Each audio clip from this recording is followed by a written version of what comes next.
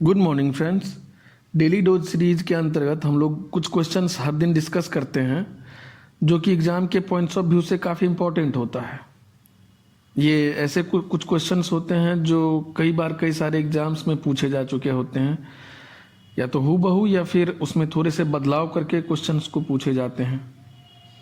तो ऐसे क्वेश्चंस को हम लोग इस सीरीज़ में डिस्कस करते हैं और करते रहेंगे। तो आइए शुरू करते हैं। आज का पहला क्वेश्चन, पब्लिक वर्क्स डिपार्टमेंट को 1845 से 1855 के दौरान स्वरूप देने वाले थे।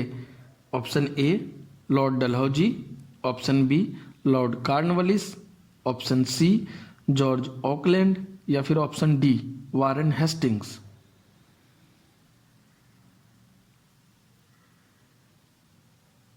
इसका आंसर हो जाएगा ऑप्शन ए लॉर्ड डलहौजी। देखिए, डलहौजी के आने के पूर्व जो है, मतलब डलहौजी के शासन कार्यकाल के दौरान उनसे पूर्व जो है सार्वजनिक निर्माण का जो विभाग था ये एक सैनिक बोर्ड के अंदर में था। लेकिन जब उन्होंने जब डलहौजी का कार्यकाल शुरू होता है तो उन्होंने इनके लिए, मतलब सार्वजनिक निर्माण कार्य के लिए एक अलग से विभाग ही बना दिया था। तो इसीलिए इसका आंसर जो है वो हो जाएगा Lord Dalhousie, A, option number A है। अगला क्वेश्चन है, विधवा पुनर्विवाह अधिनियम किसके शासन में क्रियान्वित हुआ था या किया गया?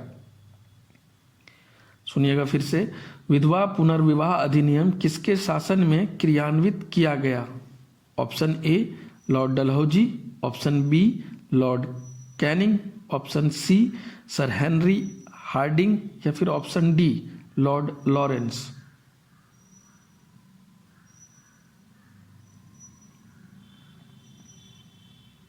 देखिए, ये कैनिंग के समय में हुआ था, ठीक है।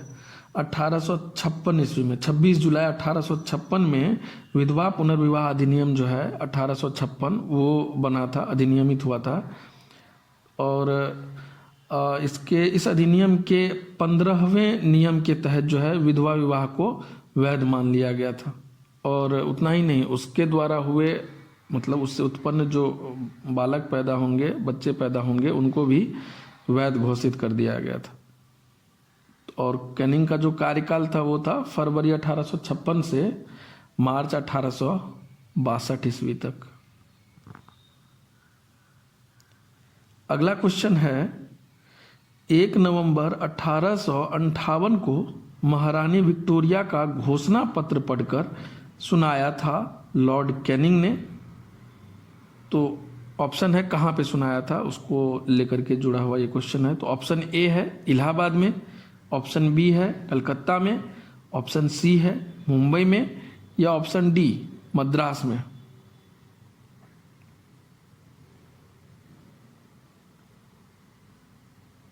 देखिए, 1857 की जो क्रांति हुई थी तो उसके बाद इस चीज़ को एक बहुत बड़ा उसका असर माना जाता है कि 1857 की क्रांति के बाद ही ये फैसला लिया गया था। और ये जो घोषणा पत्र आया था महारानी का, ये उसी का असर था, जो कि आया था 1 नवंबर 1858 को। और ये इलाहाबाद के दरबार में जो है ये घोषणा पत्र पढ़ा गया था लॉर्ड कैनिंग के द्वारा, ठीक है। और इसमें बहुत सारे चेंजेज आए थे भारतीय राज व्यवस्था को चलाने के लिए, जो कि 1858 के इलाहाबाद में हुए, संपन्न हुए दरबार में ही उद्घोषित किया गया था। तो अगला क्वेश्चन है, महारानी विक्टोरिया को भारत की साम्राज्ञी नियुक्त किया गया। ऑप्शन ए 1858 में, ऑप्शन बी 1876 में, ऑप्शन सी 1877 में या फिर ऑप्शन डी 1885 में।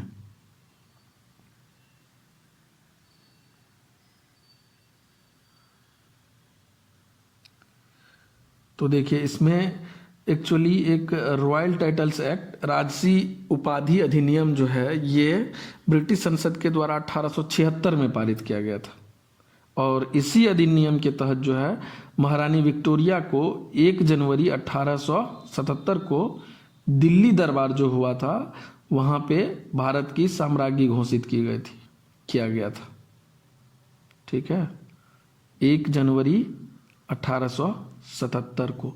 तो इस तरह इसका ऑप्शन हो जाएगा, आंसर हो जाएगा ऑप्शन सी 1877 में। अगला क्वेश्चन है, अपने पुत्र के स्थान पर दूसरे उत्तराधिकारी को गोद लेने के अधिकार को पुनः स्थापित किया गया था। ऑप्शन ए 1858 के भारत सरकार के अधिनियम ने, ऑप्शन बी लॉर्ड कैनिंग ने, ऑप्शन सी 1860 में सनद के जारी किए जाने से, या फिर ऑप्शन डी 1858 की साम्राज्ञी की घोषणा ने। तो इसका आंसर जो है ऑप्शन डी हो जाएगा। 1858 का जो घोषणा हुआ था, जो कि पिछले क्वेश्चंस में हमने डिस्कस किया था कि 1858 में इलाहाबाद में दरबार, इलाहाबाद वाला जो दरबार था, मतलब 1858 में 1 नवंबर 1858 को भी पिछले क्वेश्चन में जो हम लोगों ने डिस्कस किया था, उसी के दौरान जो है ये किया गया था। जैसा कि मैंने बताया था कि उसमें कई सारे नीति में चेंजेज आए थे अंग्रेजों के। तो इससे पहले जो था विजय और विलय जैसे सहायक नीति, वो सब जो होता था कि अगर किसी का कुशासन का ये लगा के उसको जो है सो अपने राज्य में हथिया लिया जाता था, अंग्रेजों के द्वारा अपने राज्य में विलय कर लिया जाता था, तो उन सब चीज़ों को रोक दिया गया था। ये 1857 की क्रांति के बाद जो 1858 में इलाहाबाद में जो दरबार लगाया गया था उसमें, और उस नीति को, विजय और विलय की जो नीति थी उसको पूर्णतः त्याग दिया गया था अंग्रेजों के द्वारा, और देसी राज के शासकों को जो है उत्तराधिकारी को गोद लेने की अनुमति भी दी गई थी। तो इस तरह इसका आंसर हो जाएगा डी 1858 की साम्राज्ञी की घोषणा ने। अगला क्वेश्चन है, पेशवाई को कब समाप्त किया गया? पेशवाई को कब समाप्त किया गया? ऑप्शन ए 1858 में, ऑप्शन बी 1818 में, ऑप्शन सी 1861 में, या फिर ऑप्शन डी 1802 में।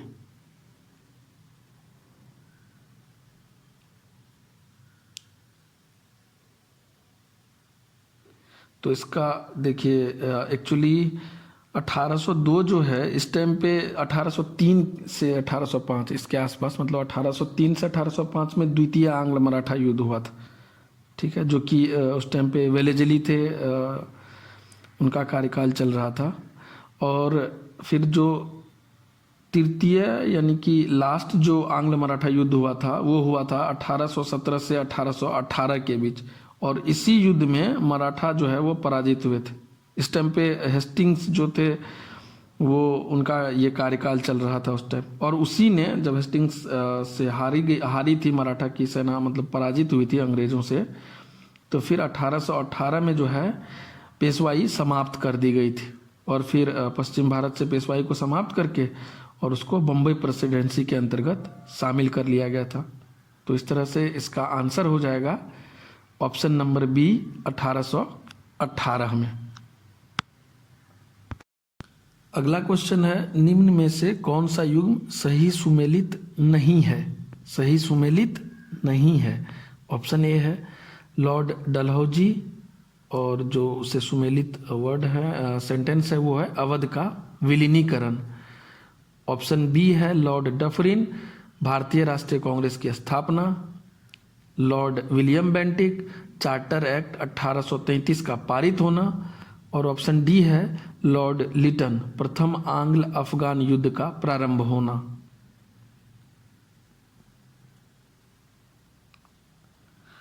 तो देखिए इसमें जैसा कि हम लोग पिछले ही वीडियो में हम लोग इस क्वेश्चन का जो है अवध का विलीनीकरण जो है ये हम लोग पढ़े थे, डलहौजी के टाइम पे हुआ था। डलहौजी ने विलय की जो नीति अपनाई थी लॉर्ड डलहौजी ने, उसी के द्वारा किया गया था। अवध को मिला लिया गया था अंग्रेजी राज्य में, और डफरिन के टाइम पे कांग्रेस का जो है स्थापना हुआ था।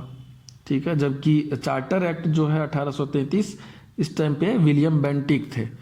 तो ये तीनों तो सही हो गया। इस तरह से जो अब लास्ट ऑप्शन बचता है लॉर्ड लिटन का प्रथम आंग्ल अफगान युद्ध का प्रारंभ होना, तो ये गलत है, ये सुमेलित नहीं है, क्योंकि प्रथम आंग्ल अफगान युद्ध जो है ये हुआ था 1839 से 1842 के मध्य, और उस टाइम पे भारत के जो गवर्नर जनरल थे वो थे ऑकलैंड।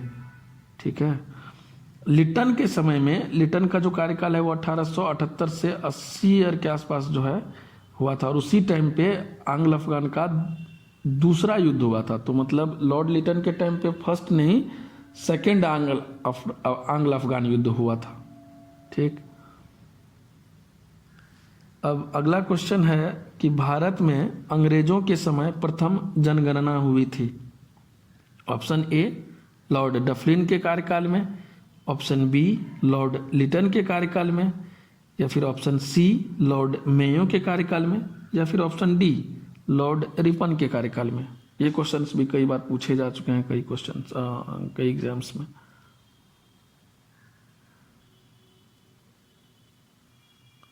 तो देखिए, भारत में जो प्रथम जनगणना हुई थी अंग्रेजों के समय में, वो हुई थी लॉर्ड मेयो के टाइम पे, 1872 में ये प्रारंभ हुई थी। ठीक है। जबकि अगर नियमित जनगणना की बात करें, भारत में नियमित जनगणना कब हुई थी, तो ये 1881 से शुरू होती है रिपन के कार्यकाल में। दोनों चीज़ों को ध्यान से सुनिएगा और ध्यान रखिएगा कि अगर क्वेश्चन रहे कि प्रथम जनगणना किसके कार्यकाल में शुरू हुई थी, तो वो लॉर्ड मेयो के कार्यकाल में, जबकि अगर पूछ दे कि प्रथम नियमित जनगणना किसके कार्यकाल में शुरू हुई थी, तो वो लॉर्ड रिपन के कार्यकाल में 1881 में। अगला क्वेश्चन है, अफगानिस्तान के प्रति आक्रामक नीति किस वायसराय ने अपनाई थी? ऑप्शन ए मेयो ने, ऑप्शन बी लिटन ने, option C Dufferin, option D Canning, या फिर उपयुक्त में से कोई नहीं, ऑप्शन ई।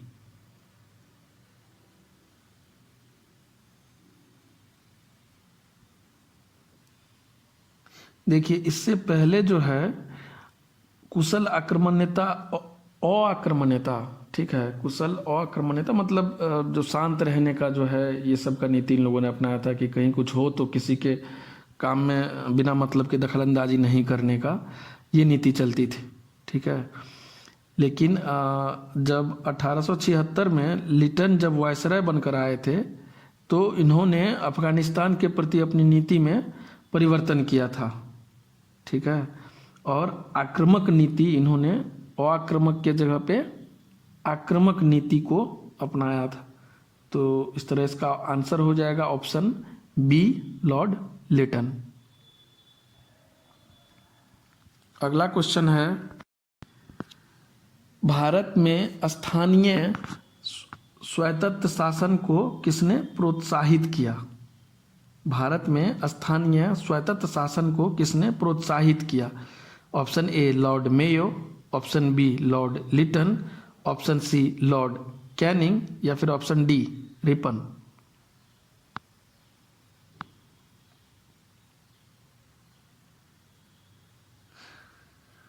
तो देखिए, जब रिपन जो है आए थे, तो रिपन अपने कार्यकाल में नगर पालिकाओं को विकसित करना चाहते थे। ठीक है। और इन्होंने ही प्रस्ताव जो है वो पास किया था कि ग्रामीण प्रदेशों में स्थानीय बोर्ड का स्थापना करने का, और किया भी इन्होंने। और फिर प्रत्येक जिले में जिला उप विभाग, तालुका और तहसील बोर्ड बनाने की जो है आज्ञा इन्होंने पास की थी। ठीक है। और नगर में नगर पालिका भी स्थापित किया था। तो इस तरह से स्थानीय स्वायत्त शासन जो है, इसको प्रोत्साहित करने का काम इन्हीं के कार्यकाल में हुआ था। इस तरह से ऑप्शन डी लॉर्ड रिपन जो है, ये इसका सही आंसर होगा।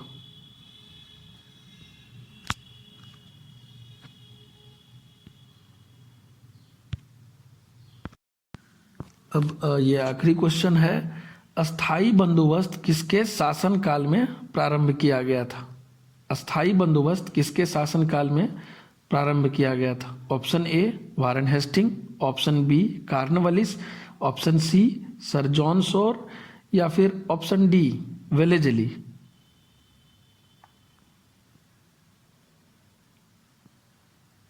तो इसका आंसर हो जाएगा ऑप्शन बी, कार्नवालिस। देखिए ये जो है अस्थाई बंदोबस्त जो है, या फिर इसको एक जमींदारी व्यवस्था भी कहा जाता है, ठीक है। यह व्यवस्था बंगाल, बिहार, उड़ीसा, बनारस और जो उत्तरी भाग था कर्नाटक का, उन एरियाज में लागू किया गया था। अस्थाई बंदोबस्त जो था इसके अंतर्गत क्या था कि जमींदारों को भूमि का अस्थाई मालिक बना दिया जाता था, ठीक है, और वही जो है कर वसूल के देते थे अंग्रेजों को। और इसमें जो है सो कर का जो टैक्स का जो सिस्टम था वो था 10/11, मतलब 11 भाग में से 10 भाग अंग्रेजों को देना होता था और 1 भाग खुद रखना होता था। तो इसका आंसर हो जाएगा ऑप्शन बी, जो कि लॉर्ड कॉर्नवालिस के टाइम पे शुरू किया गया था। तो इस तरह आज का वीडियो समाप्त होता है। आशा करते हैं कि आप लोग के लिए ये काफ़ी उपयोगी साबित होगा। तो फिर मिलते हैं नेक्स्ट वीडियो में, तब तक खुश रहिए, मस्त रहिए। जय हिंद।